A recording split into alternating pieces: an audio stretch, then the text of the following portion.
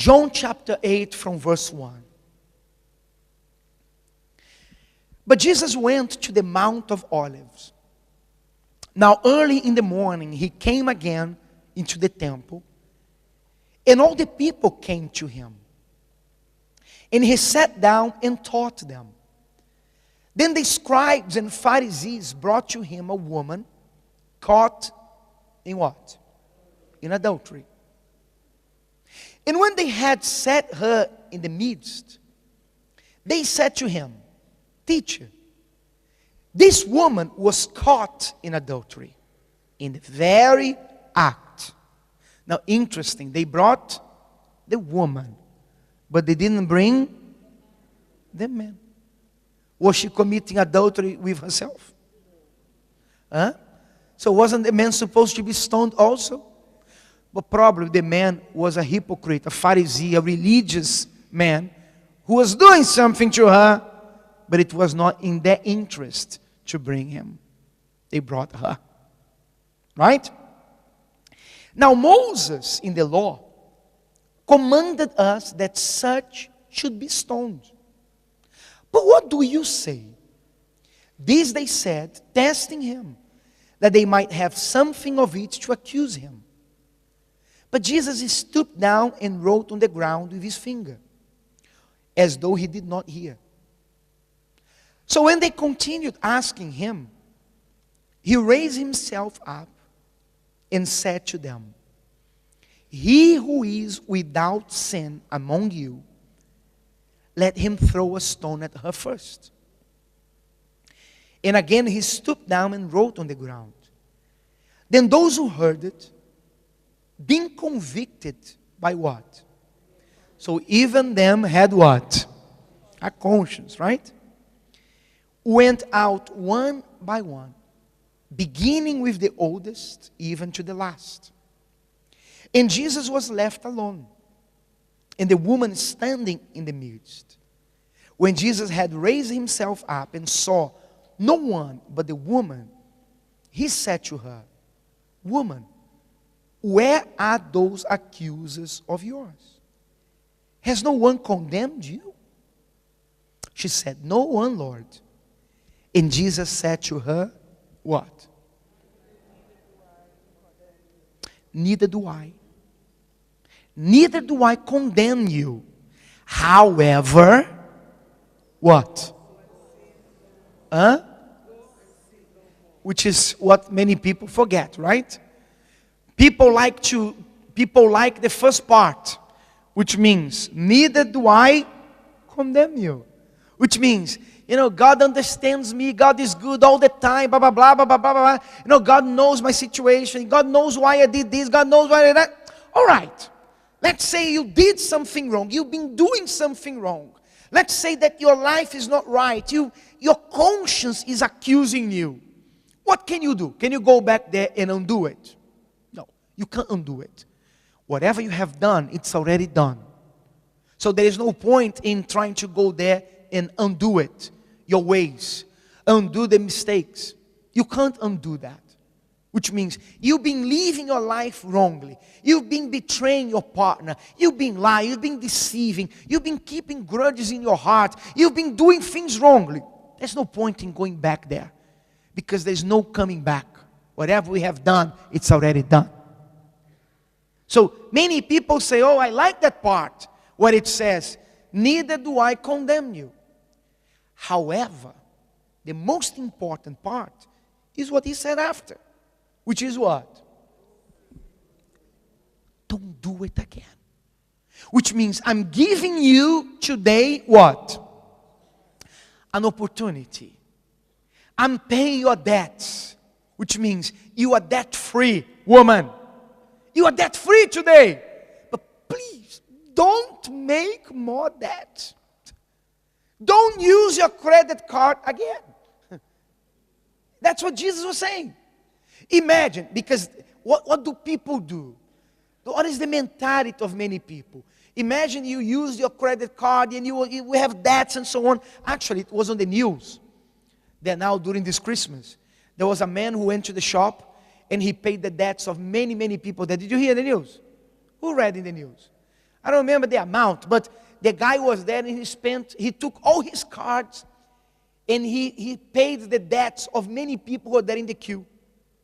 People were there full of queues to pay, full of debts to pay. And Christmas, and the lady said, I cannot afford this, and that. And the guy went there, he's a businessman. He paid the debts of many, many people there at the time. Now, what would people do? What would you do if someone would come and literally pay your debts? Your financial debts right now, if you have them. What would you do? You thank him. Okay, what else? Let's say you have there 1,000 pounds to pay, 2,000 pounds to pay, and you are like, oh my God, what am I going to do? What am I going to do with this? And then I come here and say, look, my dear, I pay your debts right now. You are debt free. What would you do? You thank me, and what else? And would you say, you know what? Now that I'm debt free, let me break my card now, cut it off, and never again be in debt with anybody. Is that what you would do? Liars. Think about it. Is that what you would do? No, think about it. Hopefully that's what you do. That will be the right thing. Because you're feeling bad. Every time you'd receive your wages, the first thing that will come to your mind was the debts you had to pay. So now you're free. Ideally, what should you do? Cut off the card and say, never again. I will never put myself in this situation again. But the majority of people, what would they do? You know, I've been living my life counting on these 2,000 pounds debts, and I'm managing. Now that I'm free, I can make at least 500. That's what most people would do. And that's what most people do with what? With sin, with what is wrong. They come to the church, they receive their opportunity to start afresh. God forgives them. Oh my God, forgive me. And that's what the Catholic Church teaches people to do in one way or another. Father, open the door there. You know the door? Have you been in there? Who's been there? You know that gate that open the door there, Father. Okay, Father, I have sinned. What did you do? Father, I took drugs this week. And I had sex with another woman other than my wife. And I lied, Father. What should I do, Father? Don't worry, son. God understands. That's not a good father. Father. Never been to the confessionary. Huh? Father, I took drugs this week. I did many wrong things. I killed someone this week. What do I do, Father? So go and pray 10 Hail Marys, 10 Our Fathers, and pray another 20 for the sins of next week you're going to commit as well. Okay. So what do I do? What do I do? Huh? How many? 10 Our Fathers and 10 Hail Marys. The Lord's Prayer, yes. So, then I go there. Our Father who art in heaven, hallowed be thy name, thy kingdom come. Yes! I can go again. Because it will be more or less what? 10, 15, 20. And I keep doing it. Does that make sense? Is that intelligent? Does that have anything to do with what Jesus is saying here? Doesn't make sense. But that's what religion does. That's what the devil wants you to do. He wants you to keep doing the wrong things, thinking that it is okay to do it. Because everybody does. Because nobody's perfect and so on. He wants you to keep doing it so that he can have that at the end to accuse you. That he can have that at the end to stone you. Because that's what he wants. He wants to stone you to death. Not now, but on the last day. Are you getting what I'm saying? So Jesus didn't tell her, pray, Hail Mary, Lord's Prayer. He didn't say that to her. Actually, he told us to pray every day the Lord's Prayer. With sin or without sin, right? What he told her was what? Don't do it again. Don't do it again. Now, think, if this woman was a prostitute, if this woman was living her life like that, if that was her life, I don't think that anyone, I told you already, would go into prostitution for fun. Nobody does that just because they enjoy it. Not at all. If she would do that, it was because she lived off it. It's because probably she didn't have a family to take care of her. She couldn't find a proper job. So how would this woman live her life if she would not do those things anymore? There was a way. Because if there was no way, he would never tell her to go and sin no more. So she had to leave Jesus' presence on that day and go and not do it again. And do you know how she did? Do you know how she did? She became a disciple of Jesus. She followed him, which means, I don't know what you do, Lord. I'm not going to go back to my old ways. I'm going to follow you. But you have to take care of me. So she started following him. She became a disciple of him. And as the Bible scholars, they say, she was the first one to see Jesus risen from the dead. The privilege of seeing Jesus risen from the dead. So the important thing was that, not that she kept blaming herself for her mistake, is that she stopped doing what she was doing up to now. So I don't know what you have written down in this paper. I don't know how your year has been. Maybe it has been a year of lies. You've been lying. It's been a year of grudges. You have kept grudges in your heart. A year of complacence. You have not done what you should have done. A year of grudges.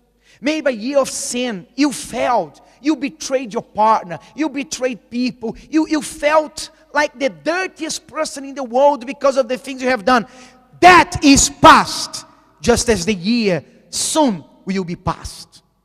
Soon you're not going to be writing down 2013 anymore. Right? Although in the beginning of the year, when you are writing down the date, you always make the mistake. Right? 2013, 14.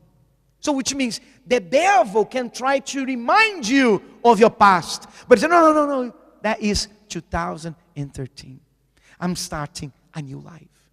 But the secret is, don't what? Do it again. Bishop, how? Do as Jesus would do if he was in your shoes. I've been keeping this grudge in your heart. Follow him. He said, forgive. How many times must you forgive?